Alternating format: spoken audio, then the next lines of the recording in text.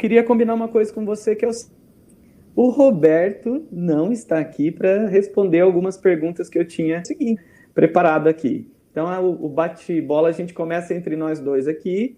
Eu vou te perguntar a pergunta que eu faria para o Roberto. Olha, isso não estava previsto. Vamos ver se você sai bem nisso. Depois você me pergunta uma próxima pergunta que seria feita para o Roberto.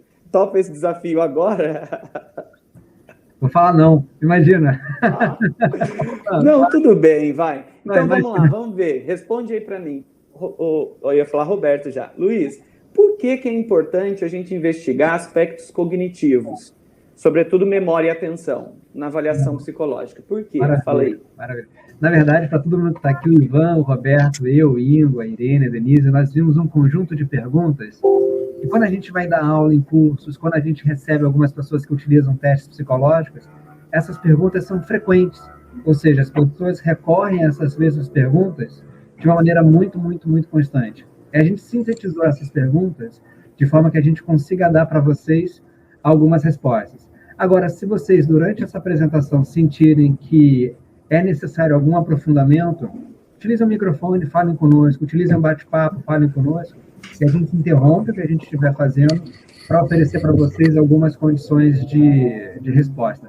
Essa é uma pergunta que, sem sombra de dúvidas, é muito bacana, porque ela toca, eu acho que tanto na avaliação psicológica, mas vou puxar um pouquinho a sardinha para a avaliação neuropsicológica, que certamente tem congressistas que também atuam nessa área. Quem nós somos e quem nós fomos é uma atividade mnêmica. Aquela função identidade que nós temos, né, o meu nome, o meu passado, o meu histórico, e até mesmo o Luiz que vai ser dentro de algum momento, depende da minha memória. E cada vez mais em neurociência a gente descobre que as funções psicológicas, elas são, por definição, todas correlacionadas. Então, atenção e memória são correlacionadas, da mesma forma que memória e inteligência, da mesma forma que personalidade e linguagem. Cada vez mais a gente descobre que para essas funções mentais de uma maneira didática, e faz sentido separá-las, né, para dar uma aula, e a gente vai tentar oferecer um teste que de uma maneira mais ampla e plena consiga dar uma condição. Mas atenção e memória são duas funções que são das mais interligadas. E tem uma curiosidade. Essa curiosidade é uma curiosidade super interessante, que é o seguinte, Ivan. Inclusive, é o nosso artigo que nós estamos agora em submissão na reflexão e crítica. Sim. Se a gente tivesse que pegar algumas palavras-chave da atenção e memória e tentar diferenciá-las, né? A atenção parece muito relacionada com a capacidade de detecção. Atenção e percepção são próximas, né? Mas a capacidade de detectar um estímulo depende majoritariamente da capacidade de atenção que se distribui na população. Por sua vez, a capacidade mnêmica que as pessoas têm, se a gente fosse articular com uma palavrinha-chave, seria processamento. Então, a atenção, ela funciona de uma maneira processual, né, como detecção, enquanto a memória, processamento. É o mais curioso, isso é uma das coisas mais curiosas que a gente tem descoberto nos nossos estudos, é que pessoas que apresentam problemas de atenção, elas podem ter ou não problemas de atenção. A gente achava que era uma via do tipo corredores com tocha. Então, se a pessoa tem um problema atencional, naturalmente ela vai ter um problema de memória. Parece que não. Uma pessoa que tem um problema de atenção pode vir a apresentar um problema de memória ou não. Em outras palavras, para quem trabalha com neuropsicologia e reabilitação, não necessariamente a reabilitação de uma depende de outra. Agora, e é bom falar aqui no stand da Nila, né? Porque a Nila especialmente tem tanto um teste de atenção como um teste de atenção. Porque não dá para avaliar a atenção e a memória, quer dizer, não dá para avaliar apenas a atenção sem dar um passo à frente na memória, da mesma forma que apenas uma avaliação da memória poderia ser um pouco incipiente se você não tivesse uma medida atencional prévia. Isso aí bem... Muito bom. Nossa, parabéns. Eu já até achei que você... no Google. Você não, meu amigo, não faria isso. Ô, Luiz, então só aproveitando, e depois você vai fazer uma sequência de perguntas aí para mim também. Então, assim, aproveitando essa outra questão, que está na tela, como que você acha que esses estudos psicométricos e métodos mais modernos, né, vamos pensar assim, do que talvez a teoria clássica e tal, mas como o TRI, equações estruturais e outros modelos mais modernos, eu nem sei se eles são tão modernos assim, me fala aí, podem contribuir? sei lá, para contribuir para a avaliação em si, psicológica e neuro? Muito legal. Essa é uma pergunta que a gente havia até previamente combinado, então já vou falar. Sim, essa você vai poder caprichar ainda mais. A gente nunca sabe, né? A gente nunca sabe. Mas uma das coisas que mais tem despertado o interesse acadêmico é justamente tentar verificar o quanto a psicometria ela pode ser utilizada para melhorar os processos de avaliação, né? Deixando muito claro que avaliar e testar não são sinônimos. Testar é uma parte da avaliação, então é possível uma pessoa, então quem está aqui certamente sabe disso, né? É possível você avaliar alguém por uma entrevista, é possível você avaliar alguém por uma observação, por uma dinâmica de grupo. Eu acho que a escuta, o olhar e a maneira pela qual o psicólogo interpreta os fenômenos humanos deve ser respeitado o tempo inteiro. No entanto, uma vez que a gente utiliza a testagem psicológica, eu acho que todo mundo quer perguntar a confiança que ela tem nesses resultados, né? A gente faz coisa muito séria, muito importante, como, por exemplo, selecionar uma pessoa para um cargo operacional ou não, e essa pessoa pode vir a apresentar um problema. Ou, por exemplo, quem trabalha aqui em clínicas de trânsito, nossa, é uma responsabilidade absurdamente alta, porque uma pessoa com carro, se essa pessoa for super desatenta, ela se coloca em risco e coloca em risco uma outra pessoa. Quem trabalha com avaliação pericial, que tem que responder a um juiz, a um advogado que muitas vezes solicitou uma resposta específica, olha a responsabilidade que essa pessoa tem. Acho que todos nós ficamos absolutamente incomodados com o que está acontecendo recentemente, né, em todos os fenômenos jurídicos. Então, como é que a gente pode, Ivan, oferecer ao psicólogo uma segurança que os resultados que ele obtém no seu processo de avaliação psicológica, especialmente quando utiliza teste, são seguros, são confiáveis? De fato, aquele instrumento está medindo o que se propõe. Nesse momento não tem uma outra via, né? Não tem uma outra via a não ser a gente implementar recursos psicométricos e estatísticos à avaliação psicológica por teste. E agora tem um ponto muito importante. Novamente, a gente está no stand da Mila, né? A gente pode falar isso sem nenhum problema. Ou seja, sem ter nenhum olhar cruzado, nenhum enviesamento. Todos os testes que a gente está desenvolvendo recentemente são testes cuja amostra é multinível. Então, nós temos pessoas do norte, e sempre foi uma dificuldade tremenda na avaliação psicológica. Ter pessoas de locais eventualmente um pouco mais afastados dos grandes centros. Nós temos pessoas do Nordeste, nós temos pessoas do Sul, nós temos pessoas do Centro-Oeste, nós temos pessoas do Sudeste. Então, uma amostra que ela consegue se arvorar pelo Brasil inteiro. Um outro ponto importante, aí sim, não memorei nessa edição, mas na próxima provavelmente vai contar comigo, o que eu acho que é um diferencial, e eu reconheço, que é, para quem trabalha especialmente no trânsito, uma tabela de normas que contemple a primeira avaliação e contemple uma segunda avaliação, porque a pessoa na primeira avaliação está super ansiosa. É o primeiro momento que essa pessoa tem na avaliação. Agora, numa reavaliação, numa segunda avaliação, nós notamos que essas pessoas têm perfis diferentes, e o teste consegue contemplar isso. E no Memorê tem um ponto muito bacana, que nós utilizamos realmente a teoria de resposta ao item. Não nesse momento, mas a gente está fazendo uma pressão saudável no Ingo, na Denise, mas futuramente a nossa principal proposta, isso está no nosso percurso, no nosso mapa de progresso, é que o psicólogo, ao corrigir o Memorê, ele consiga verificar, o Memorê ou rotas, né, ele consiga verificar a psicológica item por item. Então, esse meu paciente, ele acertou esse item 1. O que isso quer dizer em sentido neuropsicológico?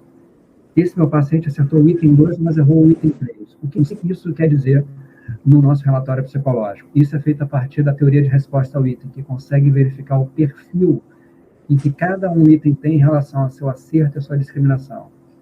Isso é muito legal, né, Ivan? Isso é muito legal. Então, é como se a gente pudesse entender, Luiz, que a contribuição desses métodos mais modernos é ainda qualificar ainda os estudos que vão compor as ferramentas que estão sendo construídas. Nesse sentido, ajuda o psicólogo na medida que qualifica a ferramenta. Isso? Há um tempo atrás, as pessoas faziam neurocirurgia com serra. Então, você precisava ter uma serra, você precisava ter uma máquina de furo, e você conseguia ali dar mais ou menos conta do recado, de uma maneira parcial. Com a tecnologia aumentando, a gente melhora a segurança do profissional e do cliente, não é? Então, nesse sentido, não eu, a Nila e você especialmente, mas vocês estão de parabéns, porque ao desenvolver novos instrumentos, a gente consegue não apenas capacitar o profissional, mas a área como um todo. Nós estamos falando de um universo com 400 mil psicólogos espalhados pelo Brasil inteiro e que utilizam necessariamente instrumentos de avaliação psicológica nas suas demandas diárias. Ô Luiz, então assim, já que eu estou fazendo perguntas para você, depois você me faz uma outra então. Tá bom. Luiz, qual que é uma vantagem então, já que você falou do Memorê, da gente usar ele na avaliação de idosos? Por que ele pode ser um instrumento interessante?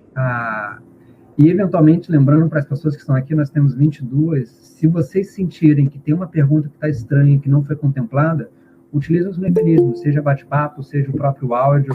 Sinal de fumaça não funciona também online, mas de forma que a gente consiga interromper a nossa explanação sobre um tópico específico e atender a vocês. Ou perguntar para os colegas que estão aqui, porque também tem Rodrigo, tem Ana Portugal, tem Elane, tá cheio de gente boa aqui, hein? Eu não consegui ver a lista direitinho, mas o Rodrigo é um querido, cadê ele? Ah, pronto. Rodrigo, você é o mais querido de todos aqui, todo mundo te conhece, o Rodrigo Figueiredo, ele tá aí. Muito bom, faz tempo que eu não vejo, acho que eu vi o que, há 2, 3 anos, uma coisa dessa.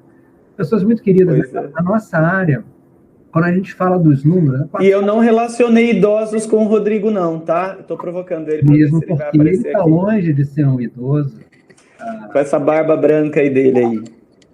Vamos lá. Desculpa, Luiz, cortei. Fala aí. São números que têm uma certa frieza. 400 mil profissionais. Parece que a gente não conhece ninguém, né?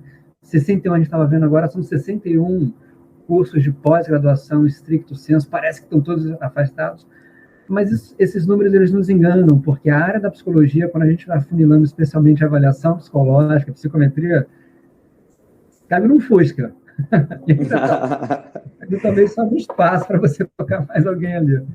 O Memorê... E aí, me fala sobre a avaliação de idosos aí, vamos lá. Falar que eu estou aqui fugindo da resposta, estou fazendo igual o Memorê, ele tem uma característica que eu acho super interessante, que é a seguinte: na maior parte das vezes, os instrumentos que avaliam condições de memória são utilizados em idosos por motivos quase que epidemiológicos, né? Idosos, no geral, apresentam queixas subjetivas ou até mesmo objetivas de problemas de memória.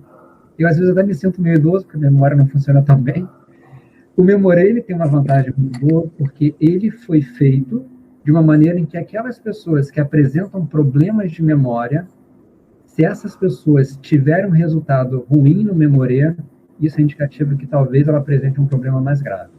Em outras palavras, o Memorê é um instrumento que ele é tecnicamente fácil, se você não tem um problema de memória. Então, se você não tem um problema de memória, se você não tiver um problema de memória, talvez você fale assim: poxa, Luiz, eu fiz o Memorê e me saí bem, tive um percentil alto, foi bem classificado. E foi feito para isso mesmo. No entanto, se uma pessoa chegasse hoje e falasse: mano, eu fiz o Memorê e meu resultado deu baixo, a bandeira vermelha naturalmente se acende. Então, o Memorê é informativo para aquelas pessoas que talvez estejam já passando por alguma dificuldade de memória. O que é fundamental na clínica, né, Ivan? Na clínica, especialmente na avaliação neuropsicológica. Agora é minha vez. Agora é sua vez. Ó, em vez de você perguntar para o Roberto, aí você pergunta para mim. Vou escolher alguém aqui e vou sortear a pergunta. Ivan. Já está a pergunta na tela, hein? Não vai então, para além do recrutamento e seleção, como os testes psicológicos que investigam aspectos cognitivos podem ser utilizados em demais contextos organizacionais, Ivan? Ótimo. Certamente o professor Roberto daria uma resposta muito mais brilhante, mas eu acho que um ponto que a gente precisa reconhecer, eu acho que está no começo da sua fala, Luiz, em outra questão, que é muito difícil a gente, ainda que a oportunidade de a gente poder avaliar aspectos específicos, cognitivos, vias específicas de memória, questões atencionais diferentes, de tomada de decisão, de raciocínio mecânico, raciocínio matemático ou mesmo raciocínio verbal, ainda que na área do contexto do trabalho, né, seja importante avaliar isso separadamente, a gente precisa entender que mesmo um comportamento de um trabalhador, ou de uma pessoa em geral, não é resultado exclusivamente de alguma coisa da sua personalidade ou exclusivamente algo relacionado a um aspecto cognitivo, né? Nós estamos falando de um ser humano que é integrado. Se eu tenho uma baixa capacidade de compreensão das coisas, alguém pode me falar uma informação, me dar um feedback e eu entender aquilo completamente errado e executar de forma errada, fazer algo de forma errada. Então, o mesmo alguém falar algo para mim e eu entender aquilo de forma inadequada, mesmo em razão de uma baixa compreensão, de capacidade de raciocínio, ou mesmo de uma impulsividade, algo assim, e ter um comportamento ou mesmo uma emoção associada a isso, não em razão de não compreender aquilo, né, adequadamente. Então, os aspectos cognitivos e emocionais e de personalidade são todos interrelacionados ali de uma certa forma, né? Então, essa separação, ela não vai acontecer. Especificamente na área do contexto do trabalho, a atuação do psicólogo não se reduz a recrutamento e seleção, né? Mas, por exemplo, agora, pensando na questão da pandemia, do Covid, nós temos começado a acompanhar pesquisas mostrando que entre alguns efeitos, né, das pessoas que passaram pela doença, que tiveram a doença, alguns estão trazendo queixas de falha de memória, de dificuldade de concentração e outros aspectos cognitivos também. Certamente isso vai impactar no trabalhador, né? A gente vai nas organizações também encontrar essas pessoas que estão com esses efeitos a partir por exemplo, de terem sido contaminados pelo Covid. Então, acho que separar aspectos cognitivos e emocionais, de personalidade, é uma coisa que a gente faz mais para estudar, né? Didaticamente, para conhecer. Mas a gente integra essa pessoa, junta ela e vira uma coisa só, né? Que a gente interpreta junto. E aí, tem uma outra pergunta que eu queria que você fizesse para mim, então. Porque o nosso tempo está chegando aqui mais para frente. Faz aí. Então, eu queria que você falasse para a gente quais são algumas vantagens do uso da bateria rotas de atenção na perícia psicológica e no contexto do trânsito, Ivan. Tá bom. Olha, o jogral que a gente treinou funcionou, hein, Luiz? Gente, então, quando o Luiz falou um pouco mais do Memorê, então eu queria contar um pouco para vocês. A Nila Press também tem uma bateria rotas de atenção. É uma bateria composta por 3 testes, que é um teste de atenção concentrada, um teste de atenção alternada e um teste de atenção dividida. A bateria ela foi construída, ela tem um score geral de atenção, mas você pode aplicar uma ou 2 provas apenas, você não precisa aplicar as 3. É claro que se você não aplicar as 3, você não tem esse score geral de atenção, né? Então, essa bateria ela é para adultos a partir de 18 anos, né? E aí, eu vou aproveitar também a cola do Luiz, que eu acho que quando a gente pensou, Roberto, eu, Nelimar, no desenvolvimento dessa ferramenta, aliás, trago também o Ingo para essa conversa, Irene, porque acompanharam desde o começo esse processo de construção, a gente procurou justamente pensar em alguns problemas que aconteciam nessa área, né, do trânsito, para tentar auxiliar. Então, quando a gente desenvolveu a bateria rotas de atenção, assim como no Memorê, a gente pensou na possibilidade de ter tabelas normativas específicas para o contexto do trânsito. Então, já está contido no manual, né? Tabelas para primeira habilitação e para renovação ou mudança de categoria. A gente também vai encontrar tabelas normativas para profissionais do trânsito, né? Porque hoje em dia a gente tem, além do conjunto de caminhoneiros e profissionais do trânsito, também Uber, né? Também outros profissionais que prestam hoje um trabalho, que isso mudou muito. O perfil de motorista de trânsito há 10 anos atrás, ou um pouco mais, é diferente de hoje, em razão dos motoristas que atuam, sobretudo, com Uber e outros... como que chama? Por aplicativo, tem um nome, né? Estou falando Uber, não deveria nem estar falando Uber. Bom, gente, então... Cabify, tem vários desses. Isso, tem vários. Então, quando a gente desenvolveu a bateria de atenção, não é à toa que a bateria de atenção chama rotas. Ela chama rotas justamente porque tem um caminho trilhado em zigue-zague, e esse caminho ele está na folha de resposta. De forma que, mesmo você dando a instrução, o sujeito, quando está respondendo o teste, ele não se perde. Né, porque ele, quer dizer, a probabilidade dele se perder é menor porque ele tem a rota para acompanhar. Uma outra vantagem também é que de colocar etapas de treino que precedem a execução da tarefa mesmo, propriamente dita. Então, isso também diminui para que a pessoa cometa um erro porque ela não entendeu como que responde o teste, né? E não algo relacionado à capacidade atencional dela. Então, essas são algumas vantagens que a gente procurou. E uma terceira só, porque a gente está com o tempo apertado aqui também, né? Logo mais já vai começar outra palestra de abertura. Mas uma outra vantagem, eu acho que da bateria, é o tempo de aplicação, né? A gente procurou trabalhar com tempo de aplicação comum entre as 3 rotas. Cada rota tem um tempo de execução de 2 minutos, o que permite também, sendo o mesmo tempo, você também poder qualitativamente observar em qual tipo de tarefa atencional ele teve um desempenho em quantidade, em produção maior ou menor, né? Fora o próprio fato de serem 2 minutos para cada uma das tarefas. Então, você, entre 15 e 20 minutos, consegue aplicar a bateria completa. Tá? Gente, então, Luiz, eu não estou conseguindo ver o chat aqui, não sei se tem alguém que colocou uma pergunta, não sei se você consegue ver aí para a gente também. Se não, tem mais algum apontamento que você acha que a gente deveria falar? Parece que não tem pergunta, não. Tá. Então, tem alguma coisa que a gente deveria falar para os colegas que estão aqui na sala sobre essas novas medidas e que a gente não acha que não falou? Sem dúvida. Fiquem de olho na Nila. Nós estamos animados e motivados para cada vez mais fazer um trabalho bacana, ético, técnico, a todos os psicólogos e psicólogas. Nós temos na nossa esteira pelo menos mais umas 5 medidas cognitivas que estão vindo aí, também medidas de personalidade, neuropsicologia. A gente espera, num tempo não maior do que 5 anos, que a gente possa oferecer aos psicólogos que trabalham com avaliação e testagem psicológica um conjunto de novas possibilidades. Se a gente melhorar o nosso ferramental em psicologia, certamente a nossa ciência vai ser reconhecida cada vez mais e os nossos fluxos de mercado de trabalho também vão ampliar. Tenho certeza que vocês vão confiar em mim, não é puxação de saco, é verdade. Se precisarem de algum suporte, contem com o Ivan. O Ivan é um cara incrível, foi um prazer conhecer o Ivan, já conheço o Ivan pelo menos há uns 5, 6 anos. É um prazer dia após dia trabalhar com o Ivan, com a Irene, com a Denise, com o Ingo, com o Roberto, com todas as pessoas que formam a Nila.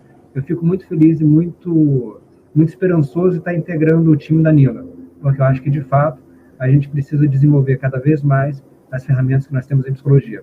E torço para que todos tenham muito sucesso em ganhar os presentes, os brindes que nós estamos sorteando agora, Ivan. É isso.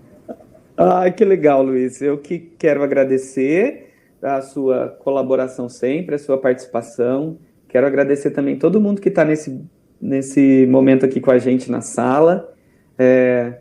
A gente gostaria de poder, assim, que fosse realmente mais com uma cara de bate-papo, mas como o tempo é curto, a gente teve que estabelecer umas perguntinhas aqui para a gente conseguir dar conta de falar um pouquinho para vocês de coisas que a gente achava importante, tá?